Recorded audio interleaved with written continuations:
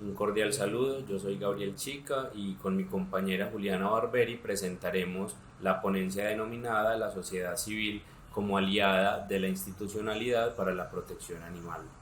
Para ello presentaremos dos grandes bloques. En el primero hablaremos de un contexto general de la protección jurídica de los animales en Colombia, cuáles han sido sus desarrollos legales, jurisprudenciales que hemos desarrollado en nuestro país para la efectiva protección de los animales. Posteriormente hablaremos de unos elementos relacionados con acciones y mecanismos de protección que se han ido construyendo y que hoy pueden ser activados por la ciudadanía, y en el segundo gran bloque hablaremos de la intervención que puede hacer la ciudadanía, la sociedad civil, desde las organizaciones, las entidades sin ánimo de lucro para la protección animal.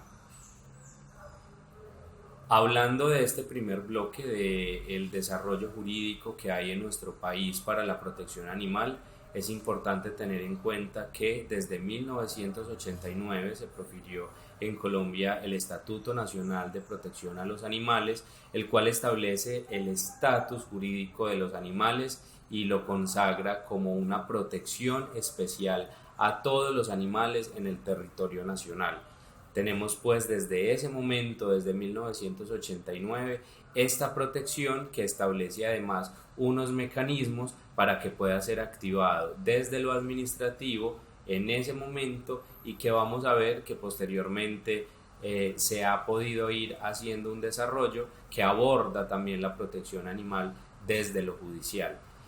Este Estatuto Nacional nos establece además unas conductas que se consideran como conductas de maltrato animal, de crueldad contra los animales, y que son una serie de verbos rectores que nos indica cuáles acciones no pueden ser realizadas contra los animales. Una serie de verbos que van desde la A hasta la Z en el artículo sexto de esta ley 84 de 1989, y que establece unas prohibiciones expresas para las personas por cuanto estas acciones pueden generar dolor, sufrimiento y maltrato a los animales.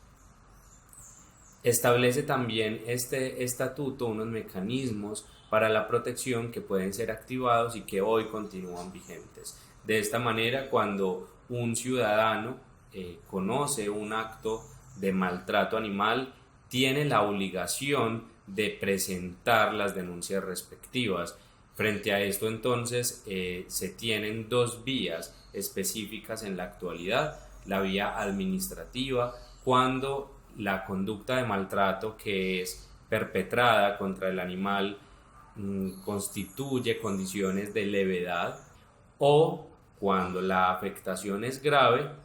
Quien será competente es un juez penal, un juez de la República, con una investigación previa por parte de la Fiscalía General de la Nación como ente investigador. Estas acciones entonces hoy deben ser activadas por la ciudadanía, además en virtud del principio de solidaridad social establecido en el artículo tercero de la ley 1774 de 2016, que establece que el Estado y la sociedad civil son solidariamente responsables en la protección a los animales. Establece esa obligación que tenemos los ciudadanos, los funcionarios y en general todo el Estado en materia de protección animal, lo cual establece entonces unas obligaciones que de ninguna manera podrían configurarse como un choque negativo de competencias en el que ni el Estado ni los ciudadanos hagan frente a esa protección animal, sino por el contrario, digamos, lo que establece la norma y el espíritu de este artículo es que solidariamente ambos, los ciudadanos y el Estado, trabajen de manera conjunta por esa protección a los animales. Por eso este principio se establece como fundamental, como un precedente para hacer efectiva esa intervención solidaria entre la sociedad y el Estado, de manera que puedan trabajar conjuntamente por la protección a los animales. Así entonces, en Colombia existe de antemano esta posibilidad de acceder a los mecanismos administrativos y judiciales para la protección animal, pero no se agota en esto la protección que se pretende dar a los animales, pues también nuestro ordenamiento establece acciones constitucionales como las acciones de grupo, las acciones populares, como la acción de cumplimiento, que son acciones que pueden ser impetradas, adelantadas por cualquier persona de la ciudadanía para la efectiva protección de los animales según el caso. Estas acciones entonces en algunos casos requieren apoderado, ¿cierto? Requieren un abogado que represente los intereses de quien está interponiendo la acción, pero en otros casos puede ser presentada de manera directa por la ciudadanía. En estas acciones se puede buscar desde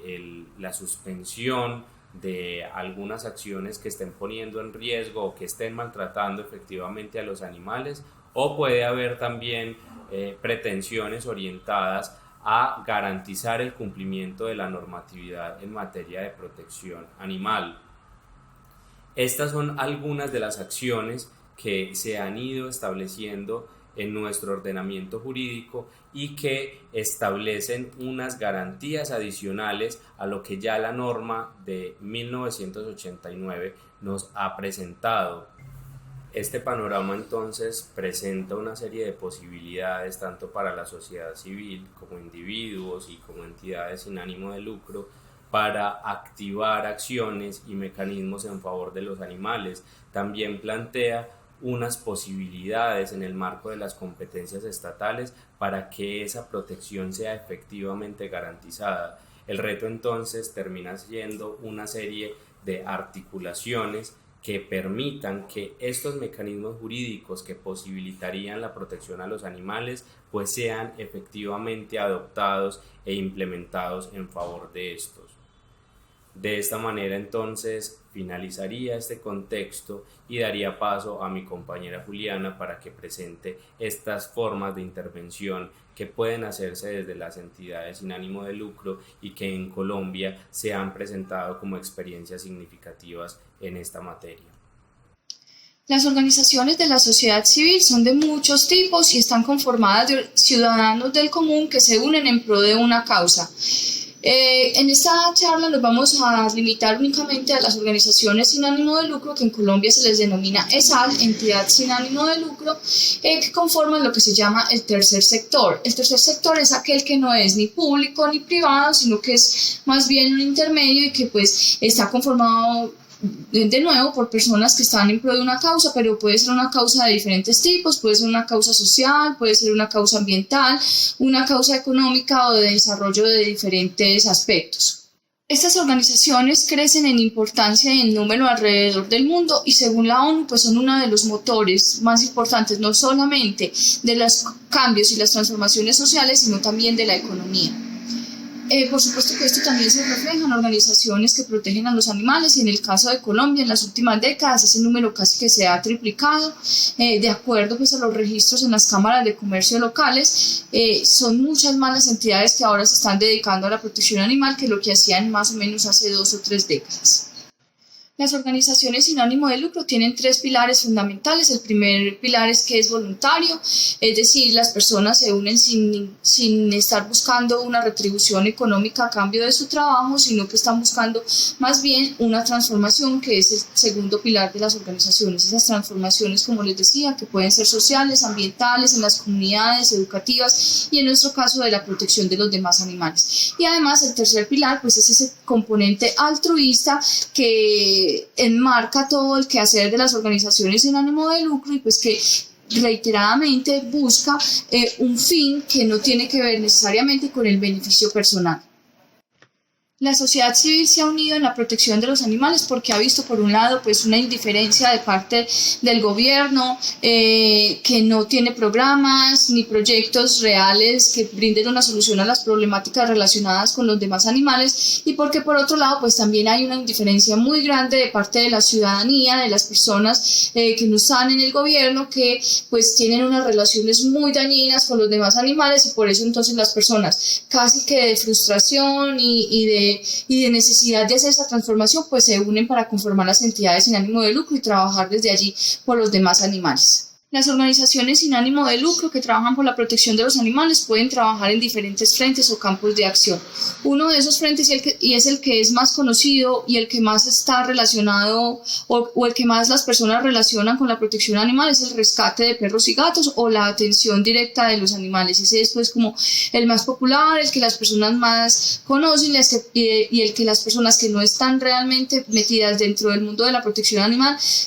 conciben como único a la hora pues de trabajar por los demás animales. Pero hay otros campos que generan igualmente muchísimos resultados, unos resultados inclusive muchísimos más grandes, trascendentales y transversales, que son por ejemplo el activismo, que es todas esas acciones que se realizan en la movilización de las personas, empresas y gobiernos para lograr un bien para los animales. También está el campo de la gobernanza, que es ese trabajo interinstitucional, no solamente con el gobierno, sino con otras instituciones de la misma naturaleza o con empresas en el que se hacen alianzas y se trabaja conjuntamente en pro de los animales. En este campo de acción es muy importante reconocer espacios institucionales que se van creando en los países. En el caso, por ejemplo, de Colombia está la Ley Quinta de 1972, que es la ley que establece las juntas defensoras de animales, que son esos organismos consultivos de los municipios que por obligación deben estar y donde tienen los defensores de animales una participación pues como reglamentada por la ley. Y también está el campo de la educación, pues que obviamente son esas estrategias con las que se busca sensibilizar y educar a la ciudadanía en torno a las relaciones muchas veces dañinas que tenemos con los demás animales y las formas como nosotros como ciudadanos podemos solucionarlas o por lo menos mitigarlas. Las organizaciones toman el papel del Estado. Las organizaciones en muchas situaciones pues son las que reciben las denuncias, recogen los animales, estudian las problemáticas, se preparan en pro de la protección animal y están asumiendo ese rol que le corresponde al Estado, que desafortunadamente en nuestros países de Latinoamérica apenas está empezando a dar ese despertar desde la parte gubernamental o desde la parte pues del Estado como tal en temas de protección animal. Además, las ONG pues conocen los territorios, son las que trabajan directamente en las comunidades y no solamente eso hace que tengan un conocimiento pleno de lo que sucede y de las problemáticas, sino que además tienen la confianza de la ciudadanía. Las ONG también son receptoras de denuncias. Las personas, a pesar de que esas no son las vías pues legales o las vías que se deben tener para presentar las denuncias, las personas confían en las organizaciones y son a ellas a las que se les presentan las denuncias de maltrato animal. Las organizaciones no solamente entonces están haciendo ese papel del Estado en temas de rescate, de formación, de recepción de denuncias, sino que además están generando cambios desde el interior del Estado, con escenarios como la Junta Defensora y otros similares en los que la ciudadanía tiene esa participación. Pero también hay casos muy interesantes, como por ejemplo el colectivo político que se creó en Medellín en el año 2006, que se llamó Fuerza Anticrueldad Unida por la Naturaleza y los Animales, o FAUNA, en la que teníamos como objetivo el alcance de una curul en el Consejo de Medellín, con el fin precisamente pues desde ahí crear un cambio estructural o radical en temas de protección animal en la ciudad. FAUNA alcanzó ese escaño en el Consejo durante 3 periodos consecutivos y hicimos unos cambios gigantescos y fenomenales aquí en la ciudad. Se logró la erradicación de vehículos de tracción animal, la implementación de un programa de esterilización masiva gratuita para los estratos socioeconómicos más bajos de la ciudad. Se creó el programa que es el registro a través de microchip gratuito para los animales, para los perros y los gatos. Se creó el Escuadrón Anticrueldad Animal de la Policía Nacional. Y así se fueron creando muchísimos programas que pues tienen ahora a Medellín como una de las ciudades pues más avanzadas en Colombia en materia de protección animal. A pesar de que las organizaciones tienen ese papel fundamental, estratégico a la hora de